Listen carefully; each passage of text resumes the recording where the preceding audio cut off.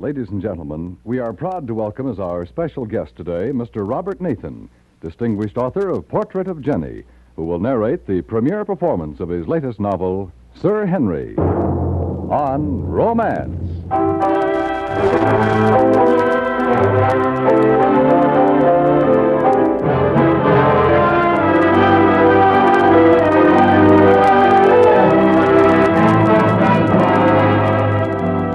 Romance. Transcribed stories of love and adventure, of excitement and daring-do.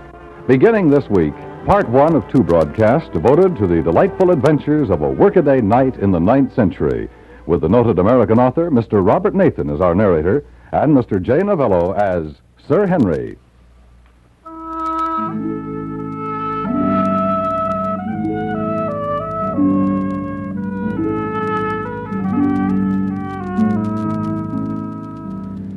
Sir Henry rested his horse by Indle Water, where it rounded in clear green pools among the boulders.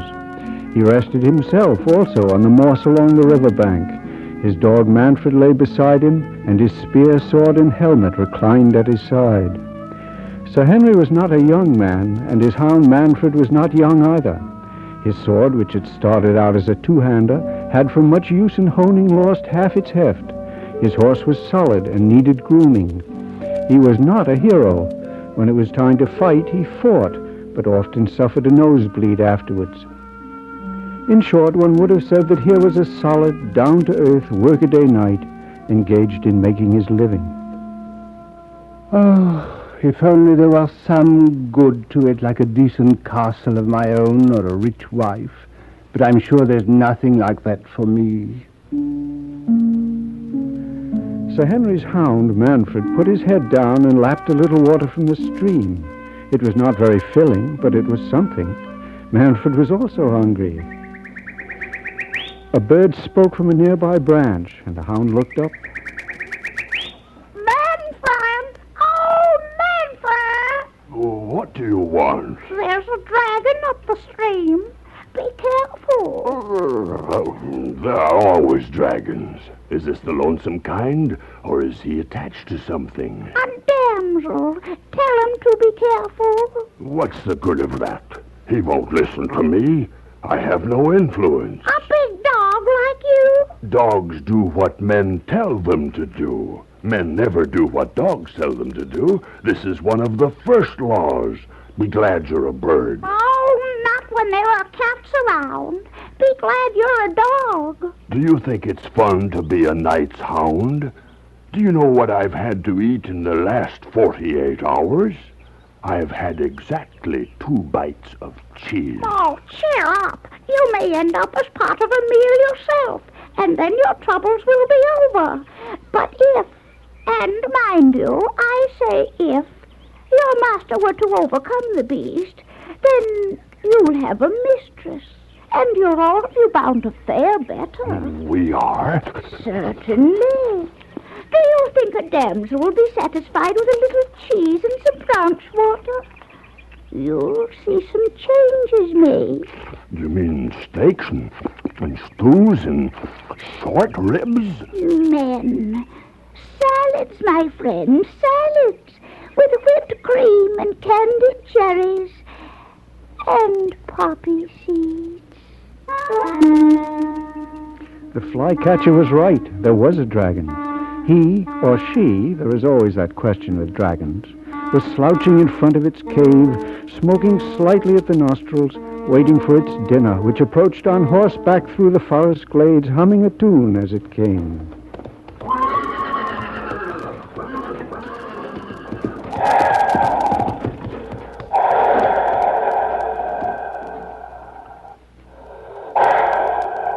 Good heavens, what's that?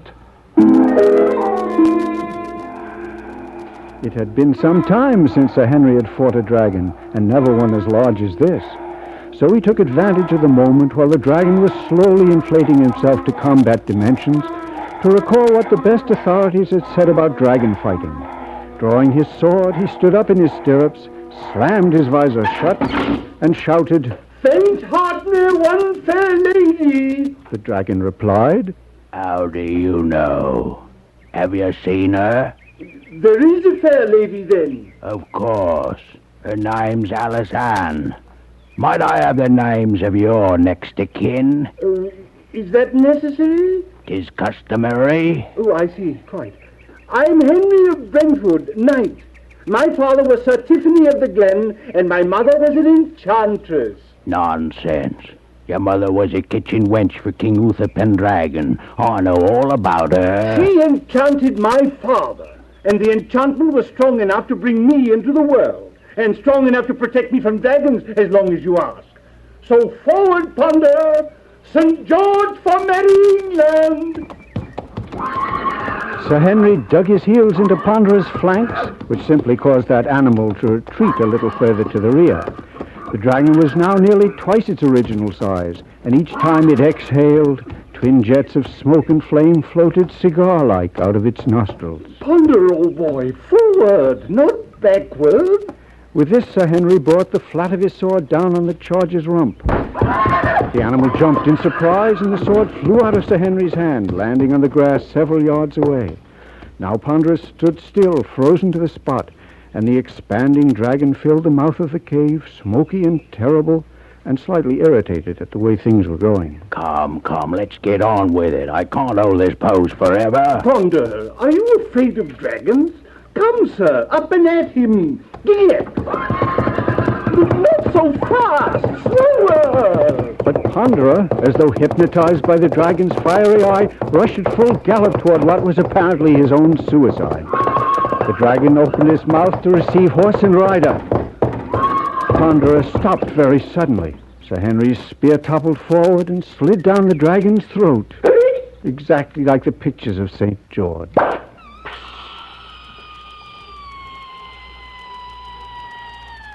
The dragon popped like a pricked balloon and turned a reproachful eye upon the champion. You have killed me. In fair combat? What was fair about it? Alice Ann, farewell.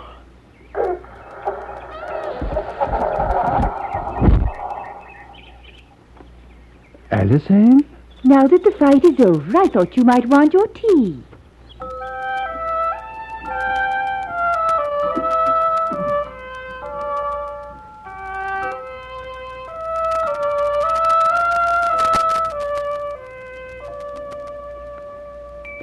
The Lady Alizanne had taken time to brush her golden hair and tie on her prettiest kerchief.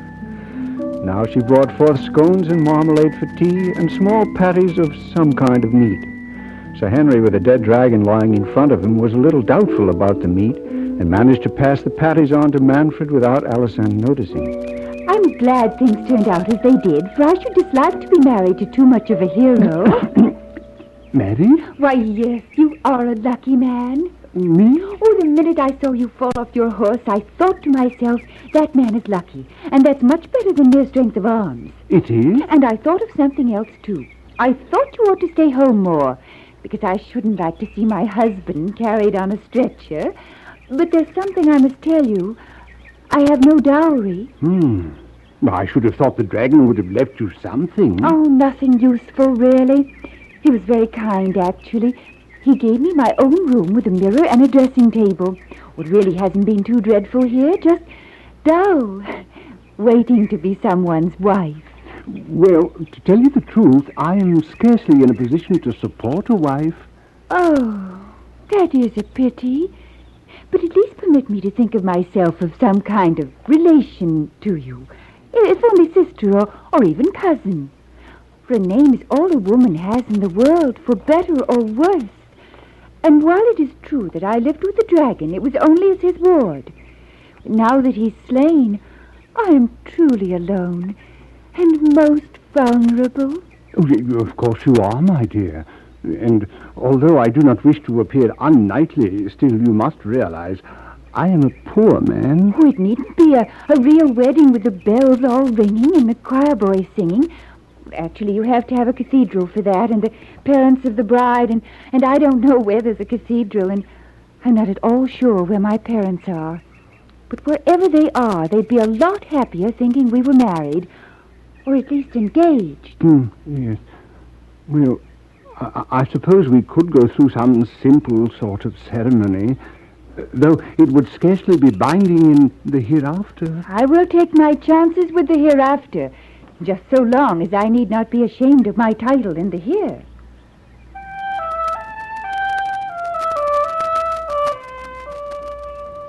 Alazan would have been content to settle down in the cave which for so long had been our home. But Sir Henry felt otherwise. So they set out the next morning in search of a proper place to live, Alazan seated behind Sir Henry on Ponderer's broad back, her arms firmly clasped around her fiancé's middle. It was indeed, being early summer, a time for lovers. The birds sang, the woods smelled sweet, the meadows were gay with butterflies. My love, I shall be sore tonight from sitting so long upon a horse. I've been thinking of that. Perhaps I can find a wheelwright to make you a little chaise which can be attached in some manner to my charger's rear, and in which you can sit and take your ease. I should like the interior to be lined with cherry-colored silk with tassels of gold, and a place for my brushes and my long-handled mirror. Well, I had not thought about a lining for it. Oh, do not be impatient with me. I'm still very young. I love your being young. Yet you are somewhat grizzled with age. That is why I wear your youth like a favor. Oh, that is rather sweet. When do you think we will be married? Well, I'm not quite sure.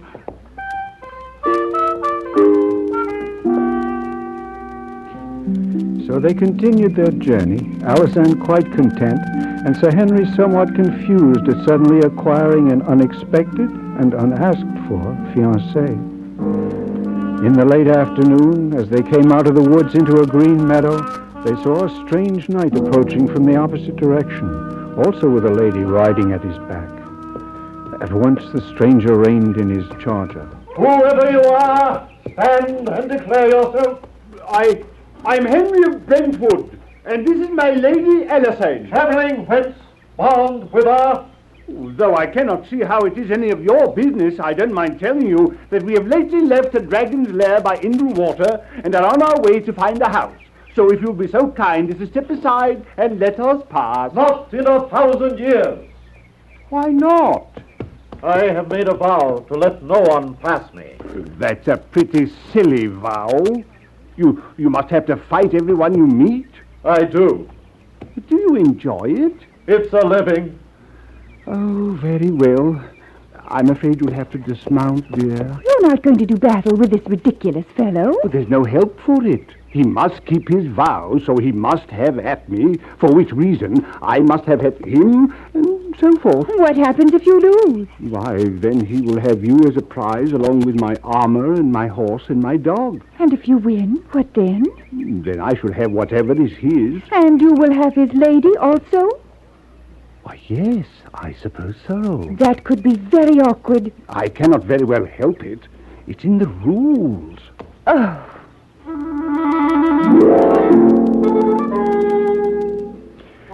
The two knights approached each other at a smart canter. Sir Henry's spear centered on his foe's shield. The stranger aimed at Sir Henry's visor, which was generally conceded to be a better target and showed superior technique. They were just about to close when Alazan exploded. Philanderer! Sir Henry, turning to look at her, threw both himself and his foe off their aim, and both spears missing their target, the two knights were carried harmlessly past each other to the opposite ends of the meadow. There Sir Henry found himself beside the stranger's lady, a very attractive lady indeed, with wide green eyes and hair the color of twilight. And what's your name, my dear? Megan, Sir Knight. You understand, if I win, you will have to go with me. Where to? Well, I'm not quite sure. Oh, I'll go with you right willingly, if you're upon a quest. I suppose you might call it a quest. Is it the Grail you seek? No, not exactly. I had not thought to reach so far. Oh, there is nothing like the Grail to move a man to heroic deeds. Well, I really haven't any name for my quest yet. Oh, I don't mind what it is, as long as it's for honor and renown. and for the spirit's sake. We'll talk about it later at dinner. Right now, I have to get back to work.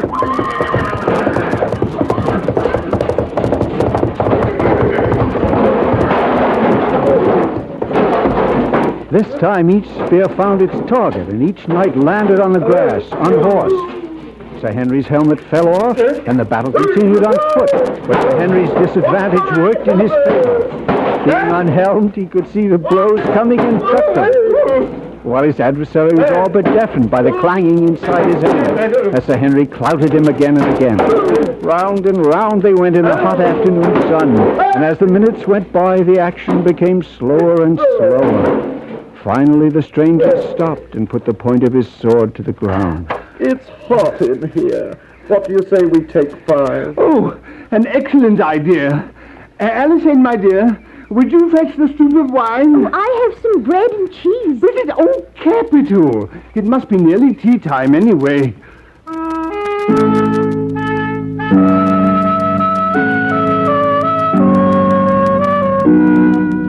And so the two warriors sat down together under a tree, while their ladies waited on them, and all in very agreeable company together. Oh, it's too bad we cannot join forces and go on together. It would be pleasant for the ladies to have someone to talk to, and you and I could practice feats of arms and keep each other company in the evenings. I could not agree with you more. Why don't you turn back and ride with us in the direction in which we are going? I've just come from there. Why don't you go my way with me? Oh, that is impossible because I'm going in the opposite direction. Well, then, there's no help for it. We must fight it out. Oh, it seems almost too bad. Yes. Let's get it over with. I suppose we'd better. Henry, my love. Oh, yes, my dear. May I have a word with you? Yes, of course. Excuse me a moment. Go right ahead. Henry, I've got an idea. When you begin to fight, I wasn't see when that happened. But that would be unfair. Fair in love and war? What if you had your head hacked off? Well, A woman should help her husband all she can. I wonder if I might ask a favor of you, old boy. of course. Yeah, I noticed when you fought without your helmet, it seemed to give you rather an advantage in mobility and so forth. Quite so. Would you mind if I did the same? Not at all. Thank you. As the two knights stepped into the clearing and faced each other again, Alazan suddenly turned on Megan and clouted her across the ears with such force that she landed flat on her back in the grass. But Megan was instantly back on her feet and aimed a haymaker to Alison's jaw that brought her to her knees. Oh, well done. A shrewd blow. A moment later, the Lady Megan was again stretched out on the turf. Oh, I say now. So great was the stranger's concern with the lady's battle that he did not see Sir Henry raise his sword and bring it down on his head with a great clout that fair split it open.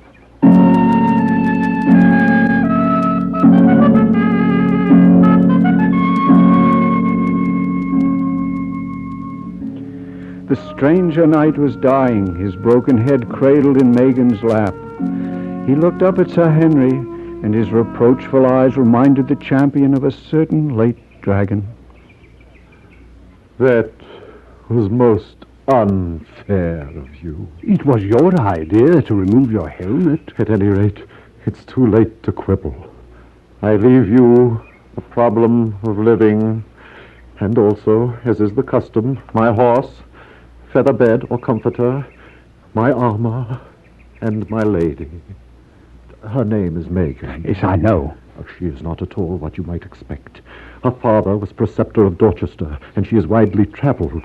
At 16, she ran away with a clerk who was then at work on the little commentary and left him because he failed to move up to the greater commentary. She is ambitious. She had great hopes for me.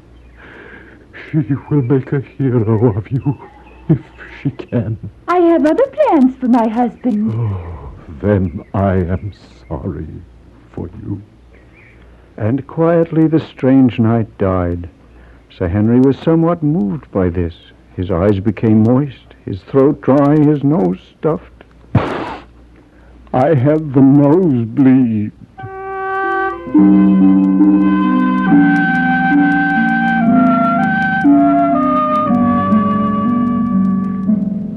The three travelers then prepared to spend the night in the shelter of a large tree in a meadow filled with fireflies. I am sorry I was obliged to box your ears, Lady Megan, but if I had not made a diversion, Sir Henry might have been slain. Oh, that's quite all right. After all, I wasn't married to him, and for that matter, I wasn't even much taken with him. As long as your quest is in search of honor and glory, and for the spirit's sake, I'm well satisfied to go with you. Our quest is for a small castle with a moat, for a small fortune and the enjoyment of it. But that's not very spiritual. I would not wish to be the wife of a fife holder. King Arthur was a fife holder, and no one asked you to be anybody's wife. King Arthur was not as great a hero as Sir Percival, who sought the Grail. And what did he find for his pain? Broken bones and headaches, and very probably a nosebleed. I was only thinking of what was best for you. Oh, is there anything better for a man than a home? Of course. A high heart and a quest worthy of it. Oh, the world is shrinking. There are fewer dragons and more people. A decent quest is hard to find these days. Oh, tell me, Megan, where may I find the high heart to take me across the world? Why, you need only look within your ribs for it, a little below the collarbone. Emptiness is there. An emptiness better filled with hot and tasty food than vain dreams. And coldness that only a man's own hearth can warm, and loneliness that only a man's wife can banish. And sleepiness. Why don't you two knock it off? I've had a very hard day.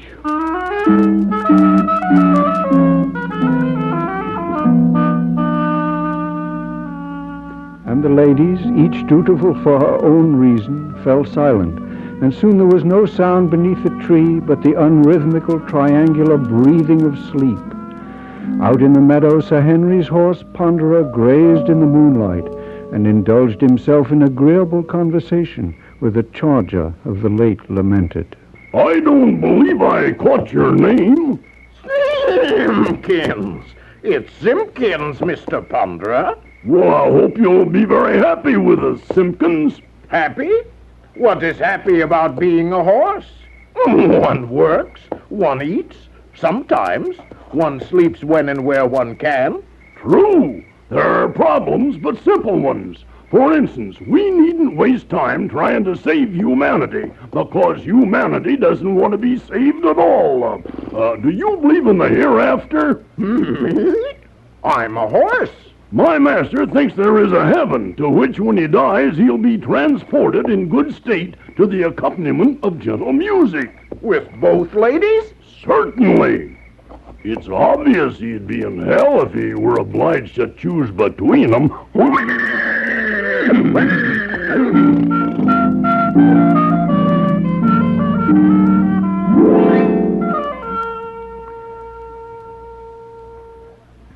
Romance is produced and transcribed by William Frug. You have heard part one of Sir Henry by Robert Nathan, specially adapted for radio by William N. Robeson, starring Jane Novello as Sir Henry, with Mr. Nathan as our narrator. Ellen Morgan appeared as Alisane and Betty Harford as Megan. Featured in the cast were Edgar Barrier, Pinto Colvig, Paul Frees, Thurl Ravenscroft, June Foray, and Jack Moyles. Special music composed and conducted by Jerry Goldsmith. This is Dan Cubberly, inviting you to listen next week when Mr. Robert Nathan returns to narrate part two of Sir Henry on Romance.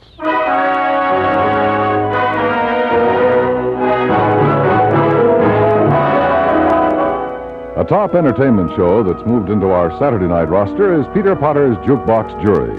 His Honor Pete presides with a heavy gavel over a cast of visiting show business stars, and the Jukebox Jury picks the hits from the misses. Enjoy the fun. Enjoy CBS Radio's Jukebox Jury, now Saturday nights. Stay tuned now for Gunsmoke, which follows immediately over most of these same stations.